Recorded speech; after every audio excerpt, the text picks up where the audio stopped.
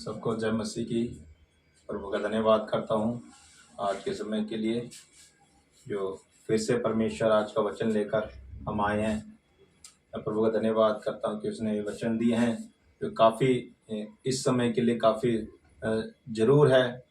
हमें ज़रूरत पड़ती है इन वचनों के लिए कि हम क्या कर रहे हैं, क्या नहीं कर रहे हैं। हमें पता होना चाहिए कि हम परमेश्वर के लिए क्या काम कर रहे हैं। तो आइए हम वचनों पे चलते हैं।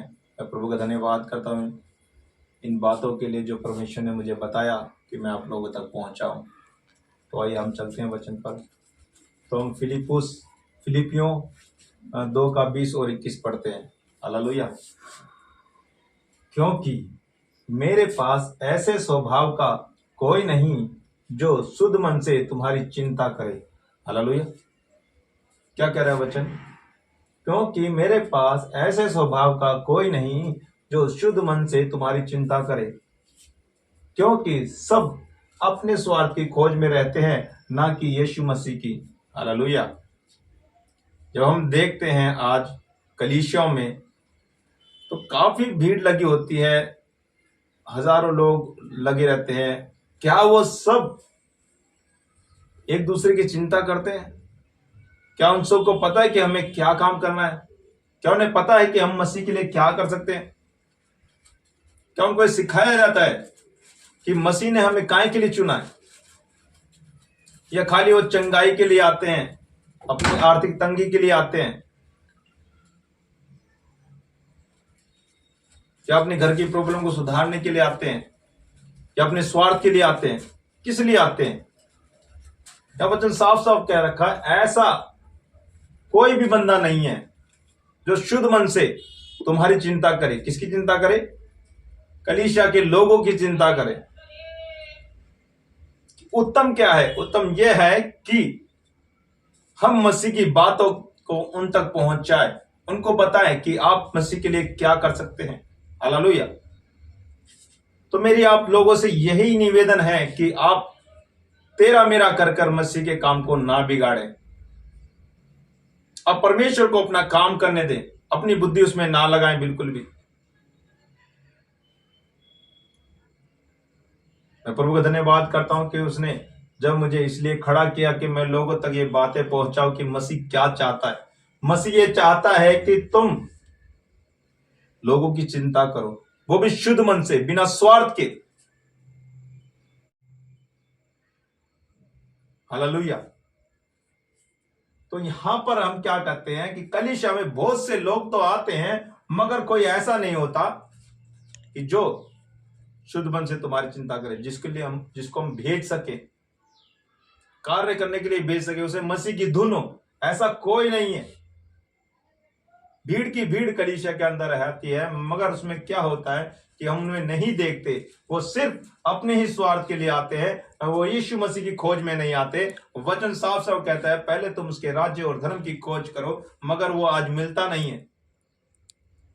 वो आज हम देखते नहीं किसी के अंदर। हम सिर्फ देखते हैं कि मुझे चंगा होना है, मुझे दौलतमंद होना है। मैं प्रभु का धन्यवाद करता हूं कि सच में परमेश्वर ने अद्भुत रीति से हमें इस्तेमाल करना चाहता है, और आप लोगों को भी इस्तेमाल करना चाहता है। आपको पता होना चाहिए कि मैं मसीह में काहे के लिए बुलाया गया हूं। तो हे मेरे प्रियो, तुम अपने स्वार्थ की खोज को छोड़कर यीशु मसीह की खोज करो, यीशु मसीह के वचनों पर चले, यीशु मसीह की आज्ञाओं को मानो।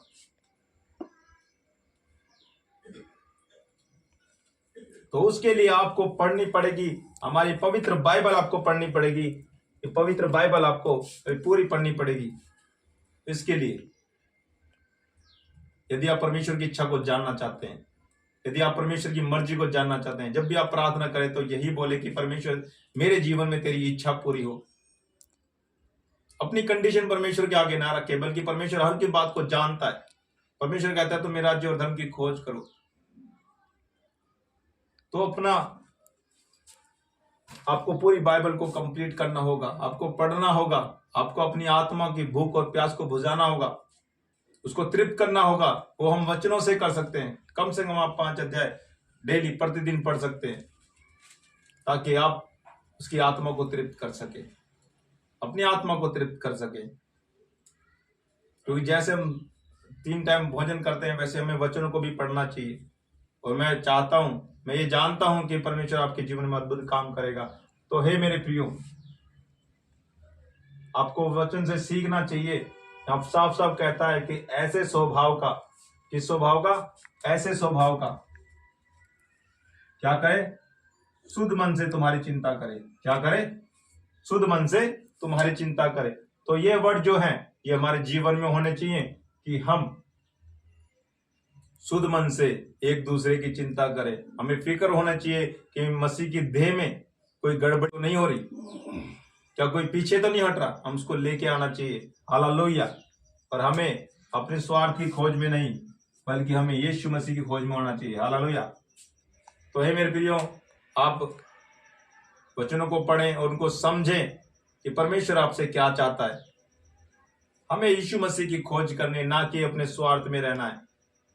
अपने कामों में यदि हमें एक कंडीशन रख देते हैं परमेश्वर के आगे कि प्रभु मेरा ये काम करवा दो, तो मैं तुम पे विश्वास करूंगा। प्रभु मेरा ये काम करवा दो, मैं आप पर विश्वास करूंगा। तो ऐसा नहीं है। परमेश्वर को आप ढूंढो, परमेश्वर आपके सारे काम करेगा।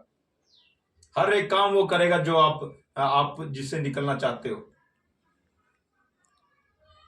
यदि आप जॉब के लिए परेशान है तो आप परमेश्वर के नजदीक आए, घुटनों पर आए, परमेश्वर से मांगे, परमेश्वर आपको देगा अद्भुत रीति से। मगर पहले उसके वचनों को तो फॉलो करो, उसके वचनों को तो पीछा करो, उसके मार्ग पर तो चलो। सब कुछ आपको मिलेगा, सब कुछ आप हासिल कर सकोगे, मगर पहले उसको प्राप्त करो। पहले मसीह को पहन लो। हालेलुया। तो मैं प्रभु का धन्यवाद करता हूं इन वचनों के लिए कि आप अपने जीवन को जांचे और परखे। क्या हम परमेश्वर के लिए कलीसिया में आते हैं या अपने स्वार्थ के लिए कलीसिया में आते हैं? हमको जानना जरूरी है। हम हर संडे नए टॉपिक को अपने जीवन में रख के लेकर आते हैं कि आज मैं परमेश्वर से ये मांगूंगा, आज मैं पास्टर जी से ये प्रार्थना करवाऊंगा कि मेरे जीवन में ये हो जाए। क्या हम ये बोलते हैं कि हमें आत्मिक उन्नति में बढ़ना है? क्या हम ये बोलते हैं कि मैं परमेश्वर के लिए कुछ करना चाहता हूं? क्या हम ये पूछते हैं कि मैं किस तरह से परमेश्वर के नजदीक जा सकता हूं? हे मेरे प्रियो, हमें अपने जीवन को जांचना चाहिए, परखना चाहिए और हमें मसीह में आगे बढ़ना चाहिए। और जो आप चाहते हैं फिर वो आपके जीवन में कार्य होना शुरू हो जाएगा। तो मैं प्रभु का धन्यवाद करता हूँ इन वचनों के लिए कि प्रभु आप इन वचनों को ध्यान से पढ़ें और परमेश्वर इन वचनों के द्वारा आपको आशीष दे। तो मैं प्रभु का धन्यवाद करता हूँ। आप हमारे चैनल को सब्सक्राइब करें, लाइक करें, शेयर करें और अपने ग्रुप में भेजें,